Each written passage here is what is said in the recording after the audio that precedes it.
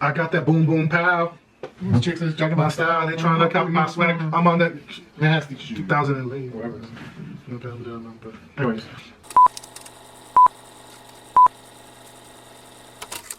You wanna be my lover, you gotta get with my friends. Make it last forever, friendship never ends. What up, peeps? I'm Juan. What up, mi gente? I'm Nando. And we are Bite-Sized Daddies. All right, we want to welcome you to episode 3 of our podcast. And we just want to say thanks real quick to everyone who has supported us, who is supporting us.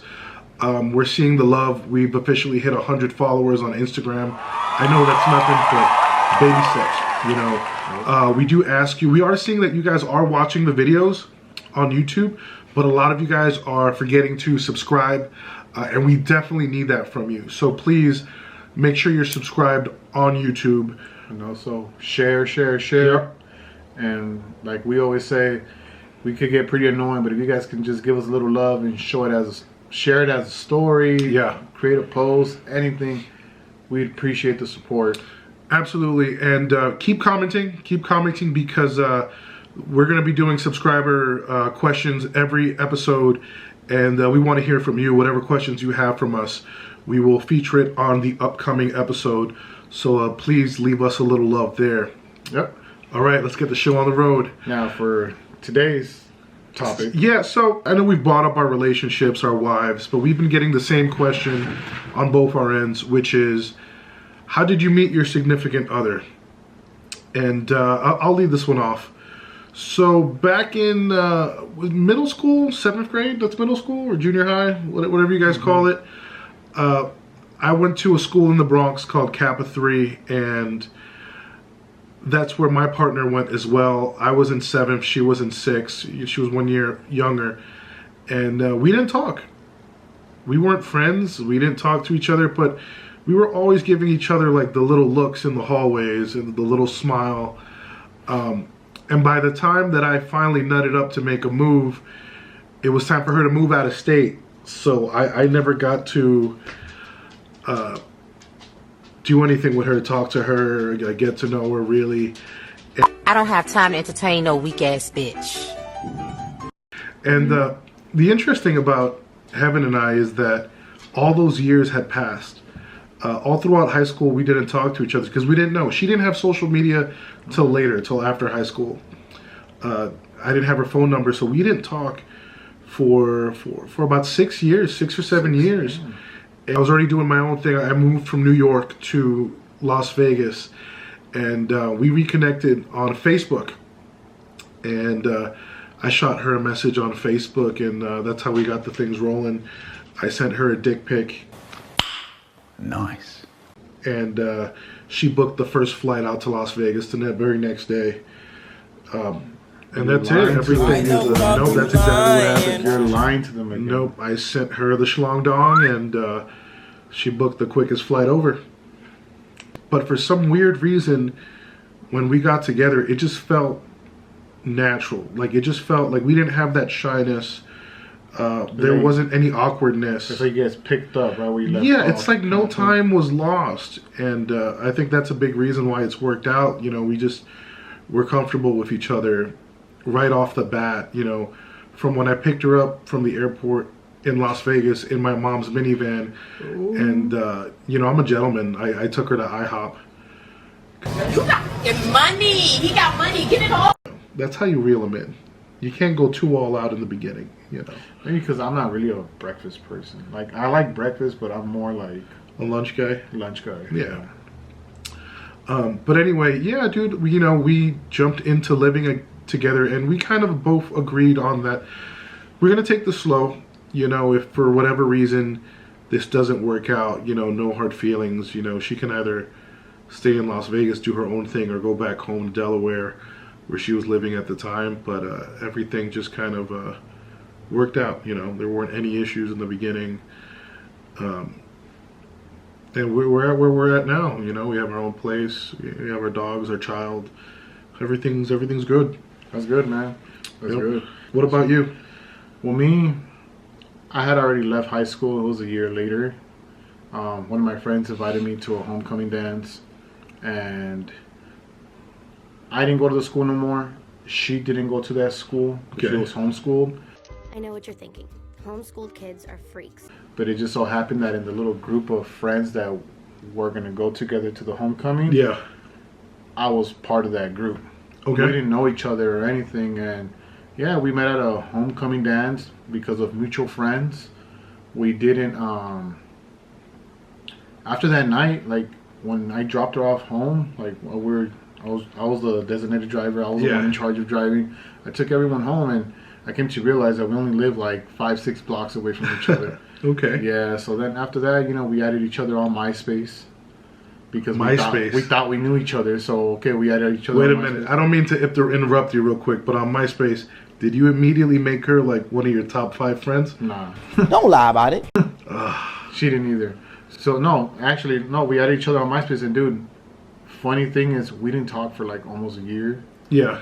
And I guess at the time that she finally reached out, she was having problems with her previous relationship. Yeah. I was kind of going through things too. And I worked at Ralph's at the time. You know, I had a fresh cut, fresh everything. And she left that comment on my picture, what Ralph's do you work at? And started shopping there. Uh-oh. And so she made a move first. Yeah, but it was kind of like a bet, like kind of her saying like, oh, I could get any guy like I talk to right now. And from there, I just never let her go. We were talking back and forth. She kind of like dissed me for like a day or two. I went back on. I was like, hey, what's going on? Why are you ignoring me? And the rest is history. Yeah. We're here now, 15 years later, 5 kids, married. Absolutely. Dude, it's funny. Right now that we're talking about this whole relationship thing and everything, dude. And I think also it'd be a good idea one of these days we bring them along, have them sit on next a future to episode. Us. Yeah. Oh man, I don't want to deal with the embarrassment. I'm pretty sure they'll enjoy it though. My wife gets off on embarrassing me. Yeah. Yeah. Let me see it. Look. It's her love language. Let me scroll. And yeah, right now I was looking down at the camera a lot, but it was because I was looking down because I was looking at these juicy questions. Let me see. 20 minutes later. How about this one?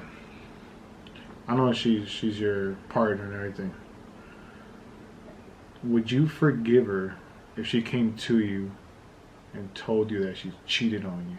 Absolutely not. I'm going to choke slam her in a ditch and bury her. Yeah. You know, in all seriousness, that's tough. It's tough, but let's say right now you guys are married, you have your kid. It's been many years. Many of you years guys being together. Like, would you just throw it all away and be like, "Hey, you messed this thing up.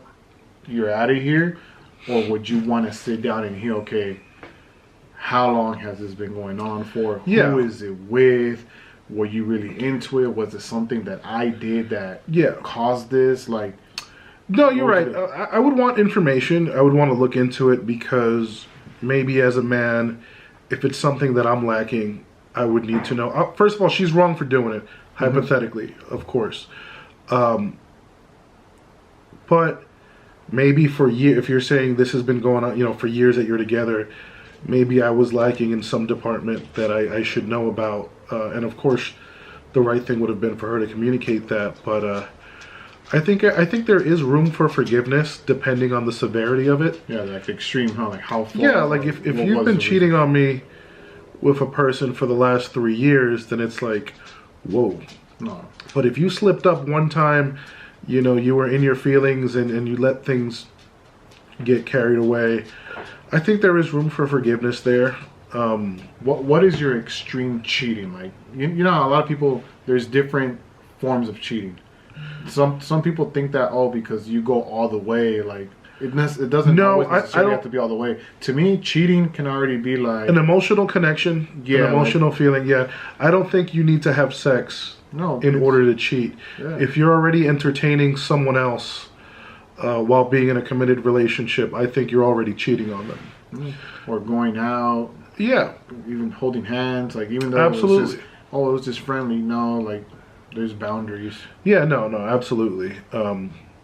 But to answer that question, I think it depends on the severity of the situation, because if you've been cheating on me and you've been sleeping with someone else behind my back for years, you know, that's kind of unforgivable. That's a deal breaker.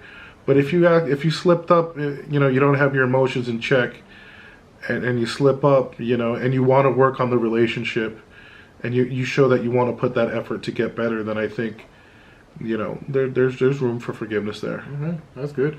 I don't know if you want to look at my phone real quick. Yeah, let me see. Let me find a good one to ask you. Yeah. For you guys, right now, while he's looking for a question, same question goes out to you guys. Yeah, let us know in the comments. Would you forgive someone that has cheated on you after being in a committed relationship? There's good ones there, huh? Okay, I have one here from the questionnaire. What's the most attractive feature of a girl for you? It's gonna sound cheesy. Okay. But it's personality.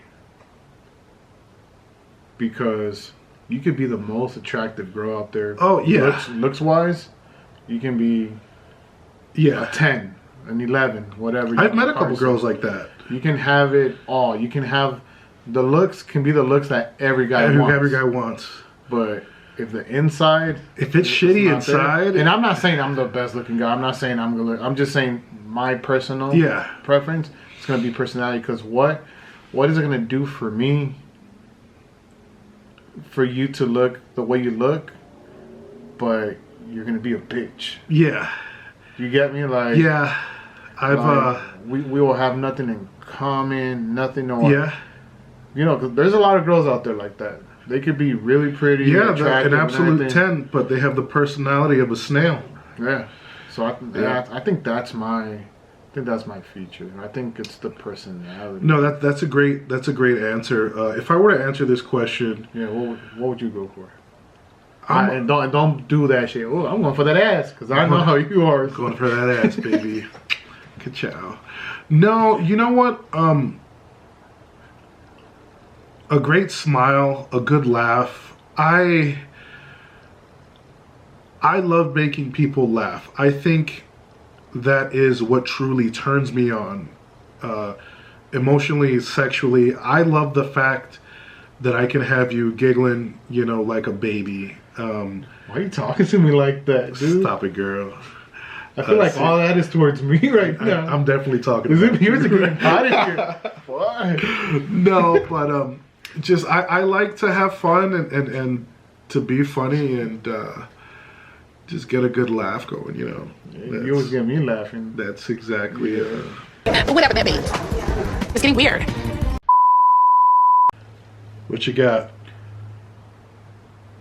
Ooh. I want to hear your response to this. Uh-oh. Would you consider dating a stripper? A stripper? And I know we're married, but this is just like... I can't do it. I can't do it. No? Why? Because I'm just a jealous guy. Yeah, but she's coming back home to you. I can't do it. Night. She's not doing anything with the person. I can't do it, man. She's dancing, though. I can't do it, man. No. I am... Not even if you're there attending. I can't. Like you're at the strip club. That'd be even worse for me. You're there on a table. Yeah, but she's I'd be furious. I can't do it because I'm too much of a jealous guy. What's mine is mine, and I don't want any other hands on what's mine. So does that... okay, tracking back to the last question. Do you consider that cheating? Like if she's there like... No. on a guy or something like that. It's not cheating, and it takes a very confident man to be with someone in that line of work to not get jealous. It's just not for me. It's not something I could deal with emotionally. So to those that do, more power to you. But it's just not something that I could cope with. I'd have a hard time with that. Even if when you met her, she was already a stripper? Yeah, I would never entertain it. Because that's all I would think about. Just all the other people you've been dancing on and rubbing on, and it's just not for me. It might be for you. It's not for me. I'm in love with a stripper. I don't see nothing wrong with it. You dated a stripper. You said that a little too confident. I'm just saying you're coming back home to me. I trust you. I don't have to be there every night, but I already know what kind of strip club it is. Like, Obviously, if you go through those VIPs, like you know what happens back there. Not all places are like that. There is no sex But now in the champagne room. But now, if you entertaining, like you said, like getting off work, but you're getting some guy's number or something, Yeah. that's different. But The thing is, I'm a man. I know how men get, and I know that some of these guys are gonna want more, and try to make a move. And yeah, but she's coming home to you. That's yours. I don't. So at this point, you'd be having trust issues. Yeah. Not for me. No. No. Anyways, next question. And the question is, would you rather a year without sex or a year without your favorite food? I'll let you start this one off. I guess you would have to tell us what's your favorite food first. I think the food, man. I like pozole. Pozole is my to go to, dude. Pozole is my favorite. Yeah? Yeah, like I can eat that thing 2-3 days in a row. Like, I don't care. But I think the food, because realistically, like, am I gonna be eating the food every single day? Or are you putting me in the position where it's like that's all you can eat for the whole year? No, right? Yeah. It's just so yeah. You'd have to go without it for a year. Yeah, I could go. Even though it's my favorite, I can do it. There's a lot of other different kind of soups I can go with. You know. I think I'll give up the food. How about you? Pizza, man. I love pizza. I'm not giving up a year without pizza, so I'm gonna just be beating it for a year, man. I'll go a year without sex. No, but you see, you're still doing something. No, well, it said the question was a year without sex or a year without your favorite food. I can figure out other things, but I'm not giving up pizza for a year. Really? Yeah, no. You can't get a sandwich, meatball marinara, something kind I of. can't get pizza. You without can get pizza you for a can get a year. meatball marinara. You could get an Italian sub. It's pizza. You're almost man. there. No, it's not the same. Get the bread toasted and you're there, dude. It's not the same, man. I can't do a year without pizza. Nah, you tripping. Sorry. All right. Big back. Big back. All right, so that's that. And another interesting question I found online that I think our viewers might like is if your wife was to give you a hall pass. Do you know what I mean by a hall pass? Like go all the way? All the way with whoever you want to. Who would it be?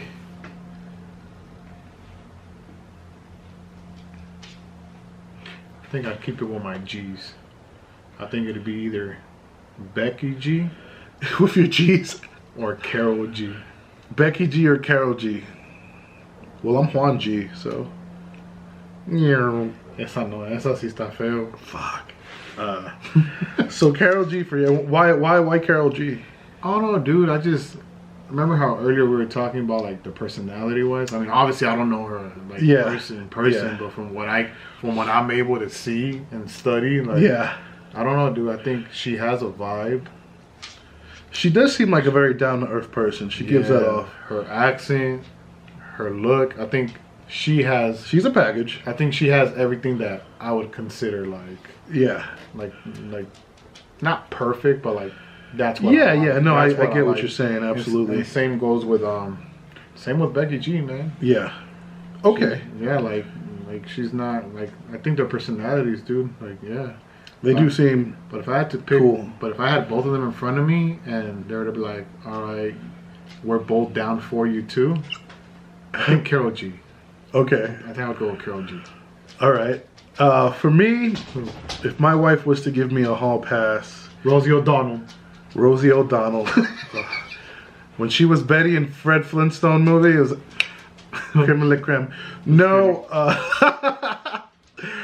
I have had a lifelong crush on Drew Barrymore. Oh, she'll forget about you. After the first date? And the second? No, dude. So I first fell in love with her Charlie's Angels, man. When they redid the Charlie's Angels. And then you know, 50 First Dates. Just, she's someone that I have found attractive for a long time, and I think it's mainly because of the way she is or presents herself, the personality, the smile. She just seems like someone that you could just hang out with and have natural smiles and laughter, you know. She doesn't come off as like fictitious. Like, she seems very authentic. She's an actor. She could be acting. She could be the worst person in the world. Who knows? But I don't know. That's my hall pass. Drew Barrymore. All right, I think they're two good ones. Absolutely, I think there's two solid answers. No. Hey, getting a little off topic here. Have you seen that Dwayne Wade statue in Miami? Dwayne, yeah. That's not Dwayne Wade. That's not him. That's Lawrence Fishburne. I thought it was Samuel L. Jackson. I don't know. Whoever's making these statues, did they do Kobe dirty like that too? Nah, Kobe's good. Yeah? Yeah, Kobe was good. They did Allen Iverson. That's not Allen Iverson. That's Lil Bow Wow. Yeah. That is Lil Bow Wow. Dude, it's so sad. It's terrible. When they took the cloth off that statue, his face was like, okay. They're like, okay, like, yeah, we did that. That's me. That's me. Yeah. Oh, man. That's terrible, dude. All right, y'all. So this is the point of the episode where we get your questions and answer them. So we got a question via YouTube from King_Keed. His question is, what's your favorite hobby to do together?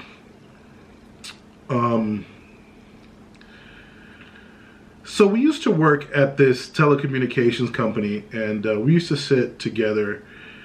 And I don't know if this is a hobby, but I know we had a lot of fun. We're con madres, dude. Yeah. Mira lo que viene ahí. La chismosa. Ahí le va. Párele bola. Yeah, we're a bunch of gossipers, man, and we worked at this place that's very liberal in a sense of like you can wear whatever you want, you know. So you had people like me and him who would dress like we are now, you know, semi-casual, and then you would have people that would come in with like PJs, pajamas or flip-flops, or barely anything covering them. Yeah, so we would definitely make fun of a lot of people there. Another thing is we've gone shooting quite a bit. Yeah, that's what I was gonna bring up. I was gonna say I think that's one of our favorite hobbies, because I feel like that's like our little stress relief. Yeah, like a little getaway, kind of like unwind. Yeah, we just zone out and just have fun. Yeah, absolutely. I think that's a hobby, going shooting. All right, so thank you, King_Keith, for that question. Solid question.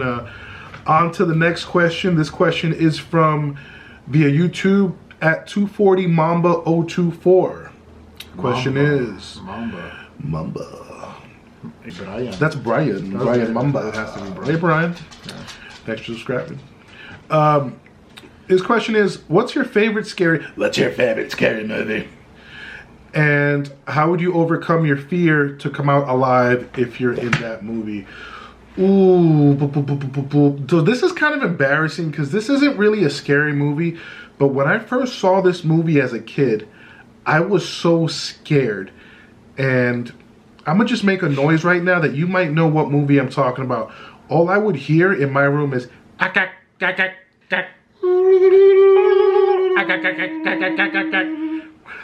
So, if you haven't figured it out, Mars Attacks. How scary.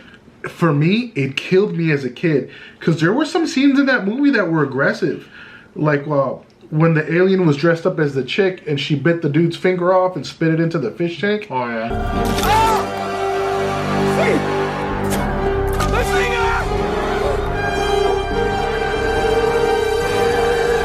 Dude, that got me, man.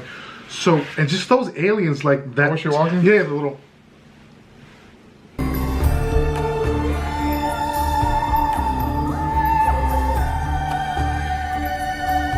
That terrible CGI, it scared the shit out of me.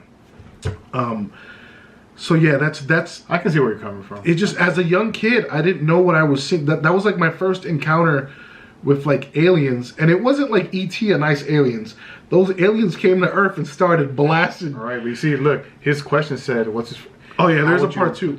How would I survive? No, how would you overcome your fear to survive coming out of that movie?